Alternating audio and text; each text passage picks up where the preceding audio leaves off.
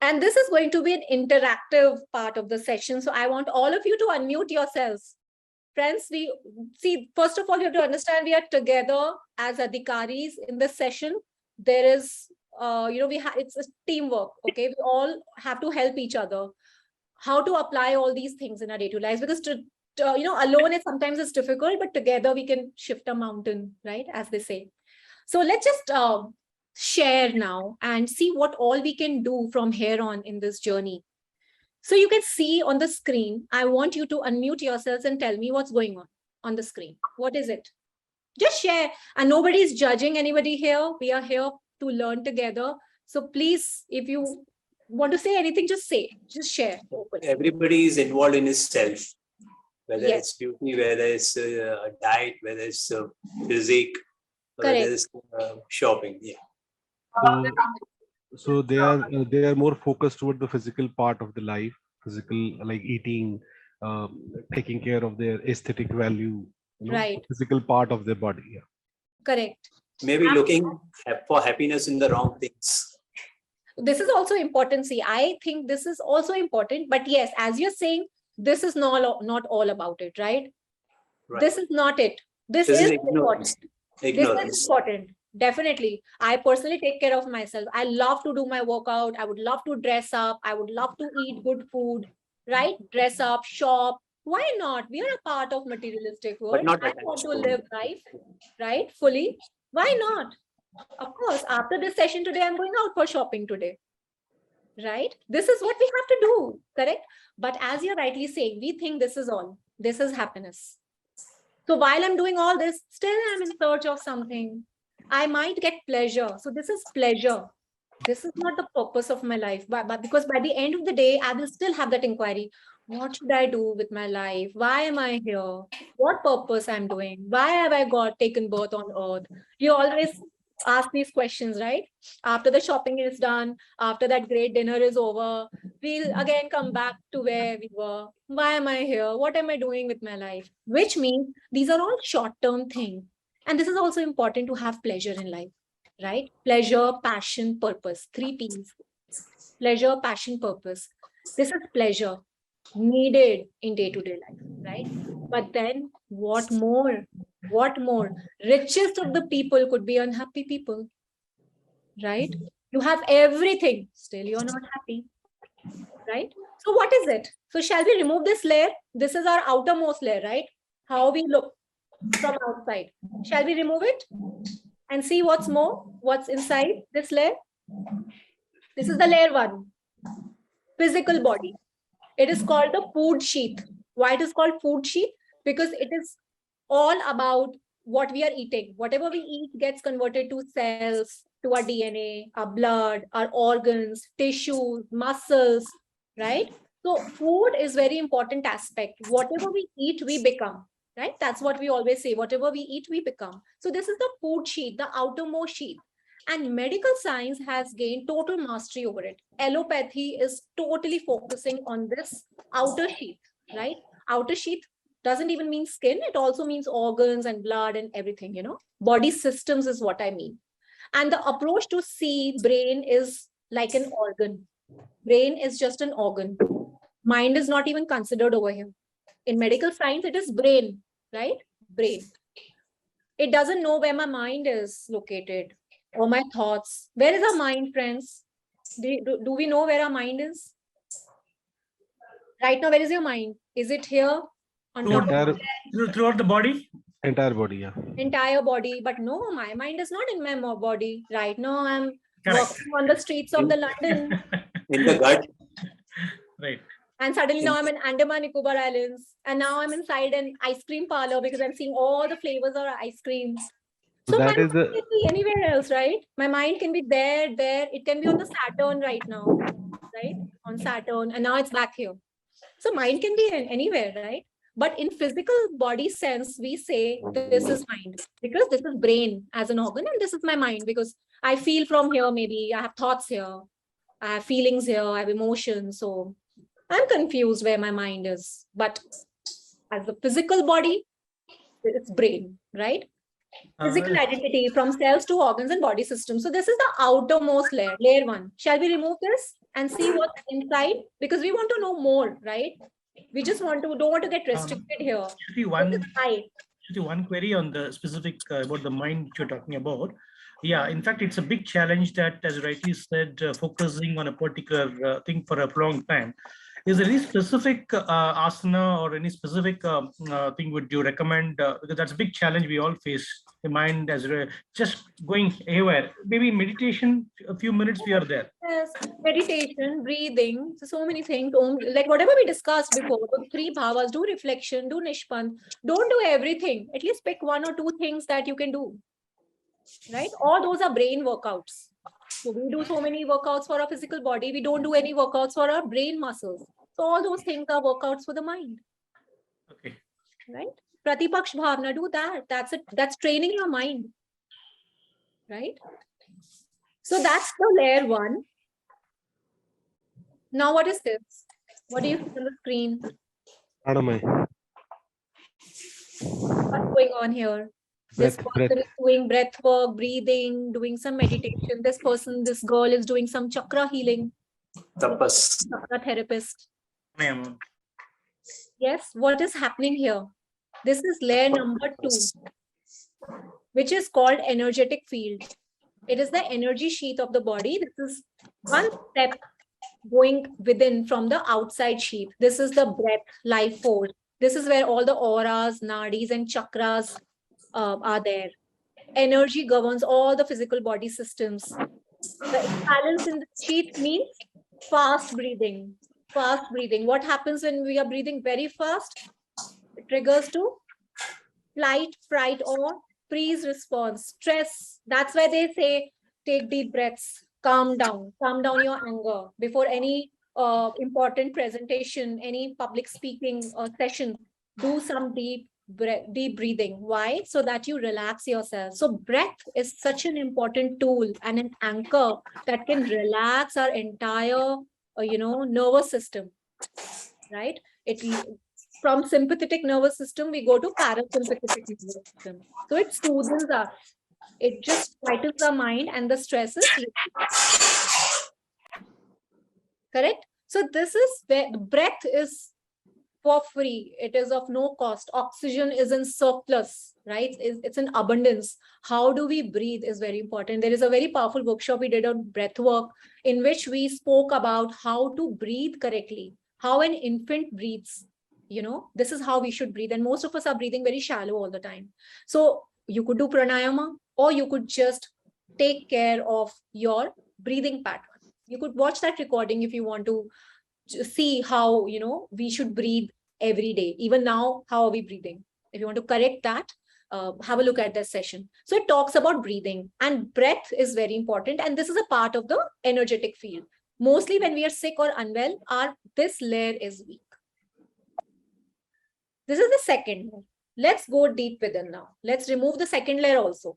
We are just seeing what we have. Who are we? Right? Who are we? Now let's come to third layer. What is this? Mind. Emotions. Absolutely right. Our daily mind.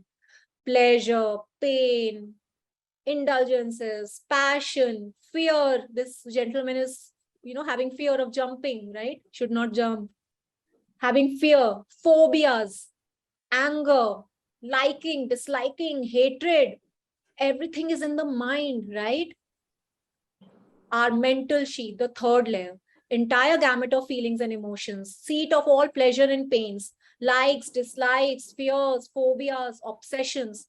And this is the biggest culprit responsible for 90% of health problems which originate here, but they only show up in physical body much later. They say even arthritis is psychosomatic. I did not know. I just came across this article which said arthritis is to do with bones, but it's here because of all these emotions and feelings. Correct? Just an example. So in order to correct our physical ailments, we got to deal with our mind. And nobody talks about how to train your mind. We are always doing these workouts, which is great. But then what? What if we start from here by doing certain activities, making it a part of a physical workout regime? We won't have separate time. So if you are already doing something of 1 hour, if you are doing daily walks, if you are hitting gym, can't you just incorporate 10 minutes in that only itself and see what you can do for your mind? You can make a list that these are the things I resonate with. These are the 5 things I can do for my mind. And maybe I can pick up one thing for this week. Let me do this one thing for this week. Second week, I will try something else. Third week, I will try something else. Otherwise, it gets too overwhelming. And practically speaking, we don't have time to do so much, right? We don't even want to pay attention to this part of living, which is the essence of our existence. So I request that just write down right now on the sheet of paper that, yes, this is something which I should do. And I will do it from today, consciously, right? So this is daily mind. And to have complete mind mastery is the whole goal of Yoga Sutras. So talks about mind mastery, and this is about 3rd layer. And very interesting quote I read, and I was laughing when I read it. So I just thought I'll put it here on a lighter note. Mind is like a drunk monkey stung by a scorpion jumping around, so restless and crazy. Isn't that true? A mind is like a drunken monkey, which is also not just drunk, but stung by a scorpion. And that's how distracted we are, loaded with ideas, clashes, this, that. Oh God, it's so complex, right? So much going on in this 3rd layer. Then what is this? This is the 4th layer. Now let's remove mind also. What's the 4th layer? Now we are going deep inside. So we are shifting from gross body to subtle body, right? This From is the outside to the inside. This is the understanding and knowledge. Perfect. Intellect. Perfect. Intellect, wisdom, discrimination between wrong and right, the infinite knowledge that is already there within us, just that we don't know about it. It's called the wisdom sheath. It's bigger than mind. It is the higher knowing. It is the inner voice. It tells me what is right or wrong if I want to listen to it. Can I ask you something? Sure. Just wanted to ask, like, how can you discriminate between wrong and right? Maybe something which is wrong for me may be right for somebody else. So how can you say that that is wrong or right? Absolutely right. So here what we mean is that you would have an answer to something, what is right and wrong for you. So you see this. But I am talking as a family, like if you talk about it. There are a lot of things. We are talking in general. If we'll talk in depth, then there are a lot of things. Then other things also play a role, right? Then you have to see all the kleshas. You have to see, are you operating from the space of ego? Are you operating from the space of rag, attachment? A lot of things, right? So we cannot just say that, okay, so I cannot tell you that, okay, this is right and wrong, right? Yeah, and one more thing, like, you know, sometimes there is a possibility that you might get confused between whatever is right and wrong for you also. Then how to get that clear judgment of, like, you know, what is right for you, or what maybe that is that. Yeah, that is like, you know, there are 2 things I wanted to ask. One is this, and second is, like, you know, how to get that whenever, like, you are reading something, for example, and you get distracted, you know, or maybe you are doing anything for that matter, maybe this mind yoga or the other form of yoga or anything, or some workout or something, and you get distracted. So you are physically there, but mentally you are not there. So how to get out of this situation? Do deep breathing, 5 counts, deep breathing, get yourself, use Pratipaksh Bhavna, do deep breathing, get back. It's very quick. I'm telling you, these things are very simple. I myself started applying now, because the more we make it complex, more complex it becomes. Keep it simple. Have self-awareness, first of all. Catch hold of you that I'm feeling distracted right now. I'm not able to focus and I should be here. Okay. Deep breaths, equal breathing is what we did in past sessions. Equal breathing, deep breath, bring your mind here. Come on, let's go in that moment and just do it. So you have to have first self-awareness is important, and then bring yourself back through the anchor of breath is what I do. Can I say, Shruti, one thing? Like she asked what is right and wrong. Nothing is right and wrong. Like the thing which we choose, it's according to our priority. That is right. If we prioritize the thing, yeah, that is right for very me. Subjective, you know, because it depends on so many other things. Yeah, because there is nothing right and wrong. in this whole Correct. world. Everything Correct. is right and everything is wrong, because there is something right for you, something that is not right for me. Absolutely. So Yes. it's up to our priorities. It's just on the basis of the priorities we choose what is right and what is wrong. That's what I feel. So this is what the wisdom sheath talks about. It says if you are taking care of all the other things, you're working on the kleshas. So this wisdom mind becomes very strong. That's what we want to do. See, that's the question. How do we distinguish between right and wrong? And we all get confused. That is exactly what this is saying. That once you strengthen this wisdom sheath, how? Swadhyay. Again, those concepts, again, what we have discussed, Ishwar Paridhan, Swadhyay, you read good books, good knowledge, and you let go, you surrender, you do all those yamas and niyamas on the mat and off the mat, your wisdom sheath will become powerful. When this is powerful, you are in a better state of discriminating between right and wrong. That's what it says about, because that is your inner knowing. Yeah, Inner I got knowing. I got one more point, Shruti, because you said like yet that everybody has their own rights and wrongs, as I am saying, and I feel that. And you have mentioned in one of your slide that ignorance is the root cause of problems, right? But Right. for me, that like ignorance is a thing which is causing a problem for you. But for me, ignorance is a bliss. Why? Because ignorance means not knowing things. And when we are talking in terms of meditation, when there is the point in which we comes to the state of mind when we are thoughtless, zero thought mind. So Sorry to cut you in that's between. The ignorance here means ignorance of having wrong knowledge. So it says Exactly. have good knowledge. We have wrong knowledge most of the time. yeah. We see Yes, things yes. as real, the things that Yeah. are not even real. So here, Mhm. ignorance, avidya. Avidya. Avidya. Yeah, because ignorance is, that's what the thing. Ignorance is not knowing about so many things. Correct. And we are right now, what's happening in this today's world, today's scenario, we are so overburdened with so much of knowledge. So sometimes what happens, ignorance is a bliss for me, because I don't want that kind of knowledge. I'm satisfied with the little So do knowledge self. what I'm So having. see, knowledge could be scriptures, as they say. For us, it could Yeah. not be scriptures, but books. Self introspection. Do Mhm. nishpan bhav. Just sit with yourself for 5 minutes. Close your eyes. That is Yeah. also knowledge. That is also knowledge. Yeah. Yeah. Friends, I would like to go ahead because time is pressing. Let me just finish this session and then we can have our sharings in the end. All right. I'll just go ahead now.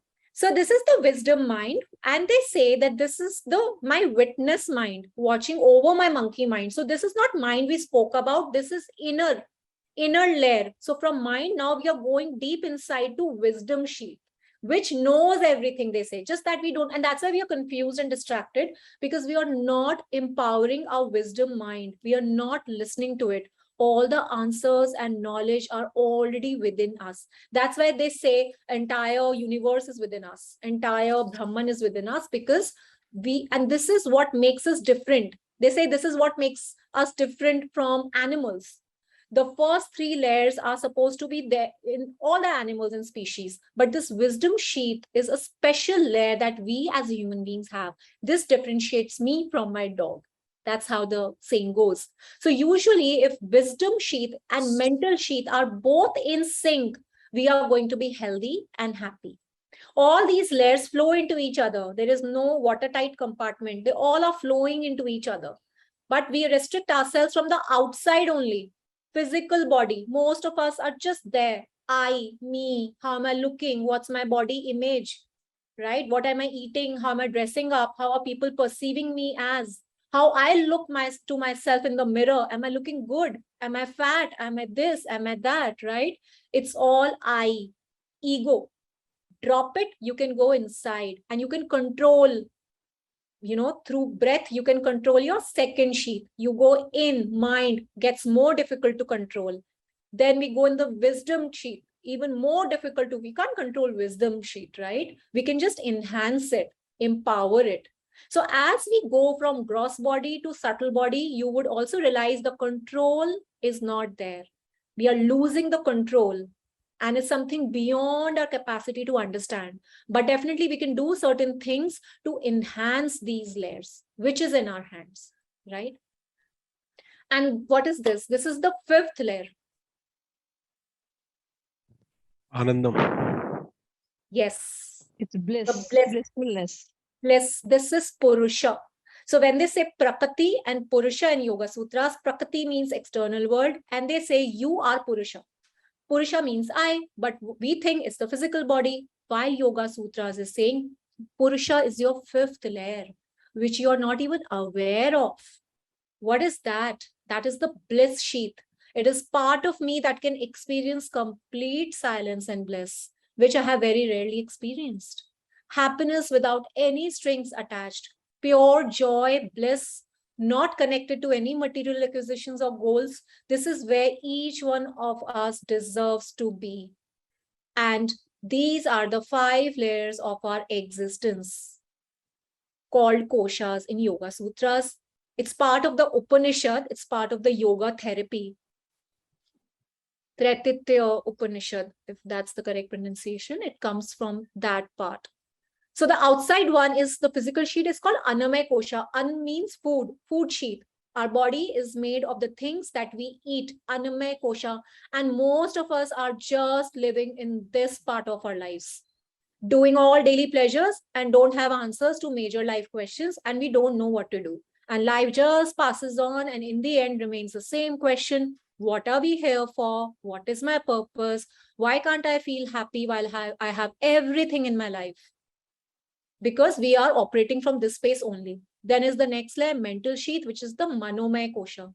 Oh, sorry. The second one is the Pranmaya Kosha. Pranmaya. Some control we have through breath work, through meditation, through breathing well, we can take control of our life force energy. Pranmaya. Right? All our chakras are healed here. All our nadis are here. Basically, it's the energy that flows in our body to take care of all the organs and the body systems that are present in the Annamaya Kosha. From our side, what we can do to enhance it? Yes, we can do pranayama, we can do deep breathing. Right? Then comes Manomaya Kosha, mental sheath. Mind. How do we control our mind? We can take care of Kleshas, we can do yamas and niyamas. We can do Kriya Yoga that we discussed. All the 3 bhavs that we discussed. Surrender. Correct? We can make a list of things. If I'll write down, I'll have at least 20 tools, friends. 20 tools how to train mind. I can't do everything myself, but then I have picked up 2-3 things which I have to do. What are your 2-3 things? You can go back to session 1's recording, see it again. Go back to this recording, see it again, and write down on a sheet of paper that these are the things I think I can do and I should do. Make your own plan. Today, make your own mental workout plan. Physical workout is already taken care by your personal trainer, or you're doing it on your own. What is your own mental workout plan? Do that so that you can just strengthen your mind, right? Chitta vritti nirodha. And then is the Jnanmaya Kosha, which is the wisdom sheath. And these 2 sheaths work hand in hand, mental and wisdom. How can you enhance your wisdom sheath? Ishwar Paridhan, Swadhyay, introspection, even those 3 bhava, right? And you will have answers. Slowly, slowly, we'll be less confused about our lives. We would see clearly what are our priorities, what are the things that are permanent, what are the things that are not permanent, how to not get very involved in pleasure, how to not get affected by any pain. This new nature will arise. This new type of mind will come on the surface. And this will happen. You will feel a shift for sure. Even while studying Yoga Sutras, I feel there is a shift. Forget practicing. Knowing, understanding, and the self-awareness itself is bringing such a beautiful mental shift, right? So definitely it works. Something has happened, right? All these layers are functioning together. They will get impacted. So that's wisdom sheath. And the last one is Anandmaya Kosha. And who am I to tell you how to do that? I wish I knew the answer myself. But what I feel, my interpretation is, if I'm taking care of all the other 4 layers, I'm sure I will have certain moments of Ananda in my life, right? Certain moments of joy, certain moments of, that blissfulness that you can't describe. happens sometimes even after a workout, early morning workout, if I'm practicing my yoga on the mat with all those feelings in which I'm feeling every asana, my mind is in that workout, I'm telling myself that this is present moment, right? That time my mind is not distracted because I'm just in that asana, and then I'm feeling it. I remain in that particular posture for 2 minutes, and then when I feel pain, I say, okay, let go, surrender. Now it's becoming too much. Okay, now I will shift to other asana. When my entire mind is captured for 1 hour also in workout, when I practice it that way, then it becomes a beautiful mental workout. And that feeling remains till evening. And in the evening, I just tell myself, there is ananda. There is something. Life is still the same, but today I'm just feeling happy. Is this my ananda kosha? For me, that's my interpretation of Anandmaya Kosha, because it's very difficult to describe it, how it will feel like. But let's be inquisitive. Let's take care of the things that we can take care of. And you never know, you'll experience something which is so blissful, which is beyond just the physical body.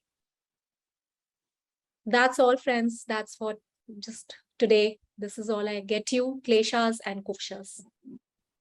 Thank you so much for attending and being a part of this session with me. Anything that you would like to share?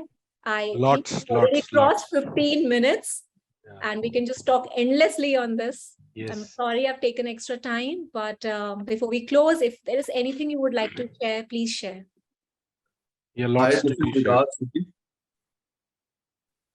Pardon? Hi, my name is Vikas. Actually, I just would like to share, like, a couple of questions were there related to, I think one of the question was related to how to control the mind. Like, one person asked this question. So my input in this is that, of course, mind cannot be controlled. It's a monkey mind, as you rightly said, keeps on jumping here and there. But what Yoga Sutra tells us is that mind is connected to breath. So we can control our mind by controlling our breath. That's the reason pranayama is extremely, extremely critical. Exactly. As we are stressed, we know that our breath becomes very, very shallow. When we're tense, we are angry, our breath becomes very, very shallow. So which clearly shows that there's a correlation between breath and mind. Yes, yes, so absolutely. The best way to control the mind is to control the breath. So even if you're sitting for meditation, so that's the reason it is always said, if you're going for meditation, first of all, do pranayama. Because unless or until you're able to control your mind with the help of your breath, it's very, very almost impossible to do kind of meditation. If you do it properly, there is something called conditioning that we have done in breathwork workshop, if you would like to. Absolutely. So even if you're doing conditioning, which is not meditation, you're just, because see, you are in the outside world and suddenly you want to shift from that space to a meditative state is not possible. Suddenly I'm outside doing some activity and I go inside and sit on my mat and close my eyes and I feel, I can't meditate, which is real. So you do some moments of conditioning, do progressive body scan, relax yourself with no agenda of meditation. I say, just do deep breathing. Automatically, you will shift to a meditative state and there'll be a meditation that has happened. Second question was right and wrong. I think one of the participants asked right and wrong. And, it is absolutely a relative matter. Something which is right for me may be wrong for another person. But what we're talking about is not from the physical perspective. There can be something which is for me and wrong for the other person. But we have to, talk about from the wisdom sheet that you mentioned. From the wisdom sheet, what is right or wrong? That's what we need to think about. There's many things for me, but wrong for others. But from the wisdom perspective, from Yama and Niyama perspective, right? What are the actions of mine which may be right for me, but which may cause harm to others? That's from that sheet we need to find out what is right or what is wrong. Because we are also following ahimsa towards others. We are also following asteya. We are also following satya. And when we start practicing and understanding these things, we don't have to work on this intentionally. Automatically, our whole mind, our whole thought process will fall into a place where we will take a decision which is not harming anybody. It is not even harming us. So that decision will also be backed up with all these yamas and niyamas. That's what it means. So your wisdom becomes so strong. Then now if you're taking too long to decide on something, too long to discriminating right and wrong, this is strong. You'll be faster in taking good life decisions from your wisdom knowledge. That's what it is. Yes, absolutely. So that's the reason that action of right and wrong is very, very important, because what we're talking is Yoga Sutra, which talks about the godly qualities, which is love, truth, compassion, surrender, non-violence, non-stealing. So are my actions related to these qualities of God? Are my actions related to Yama and Niyama? That's what we're talking about, right or wrong. It is not related to relativity, theory of relativity. What is right for me may be wrong for the other person. Yes. So I think this state of mind, from the wisdom state of mind, if we're talking about right or wrong, then probably the true meaning of right or wrong is what we're talking about here. The Yes, Yoga Sutra. That's what my understanding is all about. absolutely. Very well shared. Exactly, that's what it is. Thank you. Yeah, so I just wanted to add here that the three techniques, the three, I would say Brahmastra, henceforth, this Pratipaksha Bhava, Anitya Bhava, Pratipaksha Bhava, and Nishpanda Bhava. So just to propel everyone practices, there is a scientific element to it now. The two of the techniques, which is the Anitya Bhava and Nishpanda Bhava, they both are a kind of observing techniques. Yes. The first Anitya Bhava is more of a visually you see and you detach yourself, you observe yourself, the whole film you say, and you detach yourself automatically. And the other one is a sound observation. And if you see carefully to your mind, these are the two things which as a memory it is stored in your mind. And this is what is producing a lot of klesha and lot of adharma also. So the question which dharma was asked. So the whole, if I say India has produced about 30 lakh literature on philosophy, and the question was, what is dharma? So just they thought, what is dharma? What is right and wrong for a man and how he should conduct himself on this planet Earth? They came out with 30 lakh scriptures. So one of them is Patanjali Yoga Sutra. So we will have to read and learn from all this to understand dharma. So dharma is such a big question. Dharma is not religion. What today in perspective people are talking, it's an English word religion, but dharma for us is right and wrong. Right, duty, doing your duty. Duty, right and wrong. Also in higher terms, I myself had this question what ma'am asked, dharma, and I did my own research, and I found the dharma meaning very, very apt for me. Was there are many definitions available, but one of the definitions which I found very right was, it is to know your real nature is dharma. आपका स्वभाव क्या है, वो आपका धर्म है. पहले हम अपने स्वभाव में आएंगे तो वो स्वधर्म बन जाता है. जब आप आनंद भाव में आ जाएंगे तो आप अपने रियल नेचर पे आ चुके, तभी आप धर्म कर पाएंगे, राइट कर पाएंगे, रॉन्ग कर पाएंगे. अगर आप अन्नमय में ही हैं अभी, तो आप शायद मोर फिजिकल, बहुत नैरो धर्म है वो, है ना, वो धर्म होगा बट बड़ा नैरो है, वो एक होराइजन बड़ा नहीं हुआ उसका. तो जब तक आपकी जर्नी आनंद पे पहुंची नहीं है, आपका होराइजन धर्म का छोटा ही है. तो एक तो वो हो गया. दूसरा हो गया कि आपके जो डिसीजन से अगर इम्पैक्ट सिर्फ आप ही को हो रहा है, दूसरों को नहीं हो रहा, तो वो भी अधर्म है. क्योंकि अगर आपके डिसीजन से औरों का कल्याण हो रहा है तो वो धर्म पे आ जाता है. आपका भी कल्याण हो, win win, in management term is win win, तो वो ध्यान में रख सकते हैं. और यही धर्म का क्वेश्चन कुरुक्षेत्र में अर्जुन और कृष्ण के बीच में भी हुआ था. तो he challenged Krishna that you are asking me to kill my brothers and uncles, what is this dharma? So then Krishna talks him to, this is also dharma what you are saying, but what is the higher dharma? Higher dharma is you have to protect dharma for future generation. The people like Karna, people like Duryodhan, people like Dushasan cannot lead this world, because the whole world will change, world order will change. That is why they have to go away, and a dharma like Yudhishthir has to become king. So that was a part of the dharma, whatever my take on that.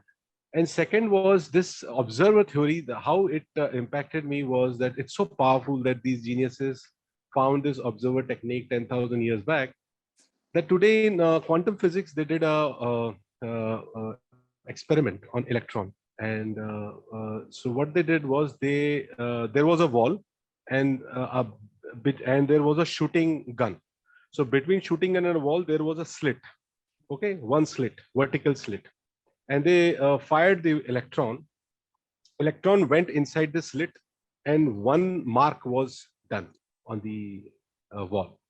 And when they made two slits, two marks was done in the wall. Then they went into water and then two slit when they fired, it started behaving like a wave. So it was not two, it was like a wave, and they were surprised. And then again, they said why it behaved like a wave, the electron behaved like a wave. So they started observing the electron through a CCTV camera. A camera was placed. And to their surprise, the moment electron was observed, it started behaving like a particle. So that's true. So actually, the way we observe things shifts the protons in the electron. space as well. Electrons. So yes, has mind and matter. So we ourselves are made up of atom. We have electron, and Right. scientists are quantum physics developed from here only, when electron has having both the nature as a particle and as a wave. Yeah, So that's a beautiful science. Yeah, Sorry it's to cut you in between. I mean, it's a great sharing, and I would love to know more. But I absolutely agree with what you're saying, because it's all so scientific. This observance is just not you're observing the thoughts and it's something spiritual. We actually shift the things in our space, and that's why it said that mind and matter are related. So whatever we think becomes a reality, because we can change the situations and change the events happening around it.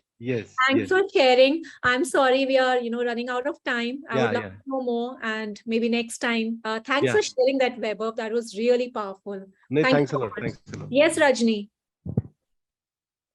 Rajni, you would like to say something? Aditi, I can see 2 hands raised. Yeah. I just take away from this was like everything. First of all, thank you so much, Shruti and Ashish ji and everybody. I was overwhelmed.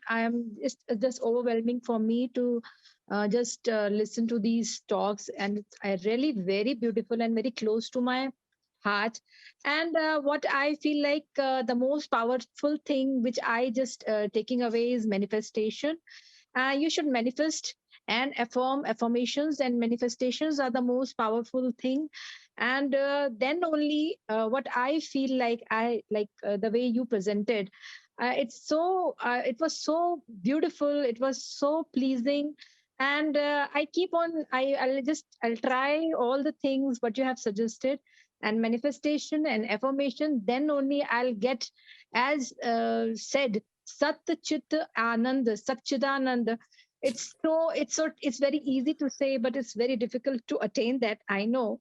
But then Sat Chit Anand, then only manifestation can give me the power, because our mind is so powerful. So manifestations can give those powers to me. Put in something here, as you're talking about affirmations. This Pratipaksh Bhavna is nothing else but affirmation. So rather than again keeping aside time when we have to say 10 sentences, like how we are told in today's times, look yourself in the mirror and say I'm beautiful and I'm powerful, or before sleeping repeat these 10 things. We are able to do these things practically, right? Some of us I cannot do like that. Pratipaksh Bhavna, written in Yoga Sutras, is exactly telling us the same thing. Catch hold right there and then and change it. So why keep separate time? Right now, if I'm feeling I'm not good enough and I can't do this, I will just change it. I can do it. That is affirmation.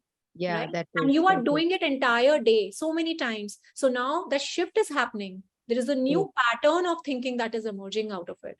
Yeah, that's for the takeaway, because I love the talks, whatever is being said, everything is so nicely, you have planned it so well. I liked it. I liked it very much. Thanks for sharing that. Thank you so much, Shruti. See you again. Suresh, yes, please. Yeah, this is very, very familiar questions. We do learn various facets of yoga. For example, I learned classical Ashtanga yoga from my guru, and also I do. But then we tend to do a very easy one, which suits us, which is less physical oriented one, or probably less consuming time. So any tips, like even what we learn, we are unable to practice. That's a fair no. Sorry, I didn't get your question. The question is we have learned various facets of yoga. I learned classical Ashtanga yoga and other forms of yoga, which consumes probably more than a couple of hours on a daily basis. But then we tend to practice very smaller portion, 25 minutes yoga per day. So any tips that which will motivate us to do how I do it? So see, the way you plan your workouts in gym, you can still plan your yoga asanas like that. One day could be flexibility, day could be flow. One day you can just practice solo asanas for strength building. One day you can just do 5 Surya Namaskars. I sometimes do 5 to 10 Surya Namaskars only in 1 hour. So I'm holding every asana of Surya Namaskar for 2 minutes. If I'm in Padhastasana, I will remain there for 2 minutes, because that gives me a sense of touching ground, feeling grounded, surrendering to myself, my life. For me, it's very close asana. Somebody would just say, why would you want to do this? Because it is not just a workout. So someday you could just feel each and every asana and take long duration, do all those static poses. One day you could do a flow in which you do Surya Namaskar like a cardio. You are not going on a treadmill. This could be your cardio. So you have to divide. One day could be sitting postures, one day could be standing ones, one day could be holding postures. If you're doing Rakshasana and series, these are all balancing asanas. So again, functional and strength and cardio, everything can come in yoga. So you have to divide it like that, is what I would recommend from my personal experience. Thank you. Thanks for that question. Yes, Rajni. I've texted you directly. I wanted to know how to contact you. What is sure. the way to contact you beyond? You can also, my number is there. You can come in Patanjali Yoga Sutras WhatsApp coaching group that we have, especially for people who are doing Patanjali Yoga Sutras. And there I'm always available to interact. And my number is there, so you can always directly. Can you send? Me. Can you share the link then for the Patanjali Yoga Sutras? Can we share WhatsApp link here? Will you be able to? Yeah, doing that, Shruti. Yes. So you can be part of Patanjali Yoga Sutras. We do a lot of action series also over there. And then you can always contact me. Please feel free to do so. Yeah, thank you. Thank you. I don't see the link shared yet though. Ashish is just sharing it with you. Okay. In the chat group. Yes, Dayalji. Yeah. Thank you very much for the awesome session. I will say, awesome session. Nobody could explain better than you in this. Thank you so much. Just a beginner, just a learner of Yoga Sutras. Tremendous the way you put in a chronicle order and spontaneous and right on the bang on the target, I will say. Congratulations. Thank you very much. And I also agree with Mr. Weber. I'll just take a minute. Like he's talking about very deep rooted nowadays, currently the scenario going on. Like in short, that a life without dharma is not possible nowadays. People just don't care about this dharma and this religion, but it is most important factor. Otherwise, we are in an animal life, like you said. Yeah, which is a separate topic of discussion. So we have to safeguard this thing. Some other day. There's so much we can do in Yoga Sutra. So if everybody likes this session, I will plan one more session in coming days, and the journey will keep going on like this. Maybe you have to speak on dharma now. Next dharma we have to catch. Sure. Yes, because especially good for the coming generation, because they don't care. They are just involved in this materialistic life, and Western culture has really spoiled our everything. Yeah. Especially the talking about communities, lots of things are going on. Please. Yeah. And it is said as mythology, which I totally hate. It's our history. It's beautiful, the ancient history of our Indians. It's not mythologies. The mythology word should be removed from this. Because it's history, and we should love the history, and we should just pass on this history to our the future bearers, those who are the youngsters. That's what is the intention, because no matter how much modern day philosophies we hear and concepts we know, all due respect to all the present day life. When anybody says like Parshuram was a mythology or Ramayana is a mythology, I hated it, because it's the history. We are born out of it. How can they say it a mythology? Maybe we'll just reflect on Yoga Sutras. So whatever is being said today is already being written in Yoga Sutras. That's the most beautiful part. Shruti, your name is Shruti because all the Vedas are Shruti. It's rich. All the Richas and Vedas are. They're all Shruti. So for them, it's like very unpredictable thing. They cannot even imagine, which our ancestors have imagined, and they have just given it to us as a treasure, which we have to preserve this treasure. And it's a big treasure which we have got. Read the scriptures, come up with your own interpretations, because see, the idea reading is one thing. For me personally, I've read, I've gained knowledge. Now what to do with that knowledge? What are the actions that can we do? Because unless we do actions repetitively for a continued period of time, repetition is the key. it won't change anything. So for me, that's the most important thing. Read 10 pages. I have not read more than 20 pages of Yoga Sutras, my friends. There are like thousands of pages. Personally, I've just read 20, 25. And all this is coming from only those 20, 25 pages. Can you imagine? So 20 pages read, now do what? It's great. But then what are the actions? So take the actions from that. Yeah, and it's Start very applying. deep rooted. That our philosophy is so deep rooted that so we are like the tip of the iceberg. We don't know anything. We are just becoming very ignorant about all these things, which is so precious. So it should be done. You are doing a great job. You all Thank are you doing a so great job. much. Thank you so much. Thank you. I think with this, we close our session, friends. And the group links have been shared. Join Mindful Living Community. If you want to be part of Yoga Sutras group, join that group as well. And thanks for participating. Thanks for taking out time Saturday morning. And that's it. More power to all of you. And we meet again very soon. Over to you, Ashish. Thank you very much. Thank you, Ashish ji. Bye-bye.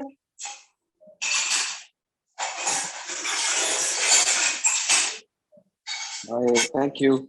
Have a great day. Have a great day to everyone. Good day. Bye. Namaste.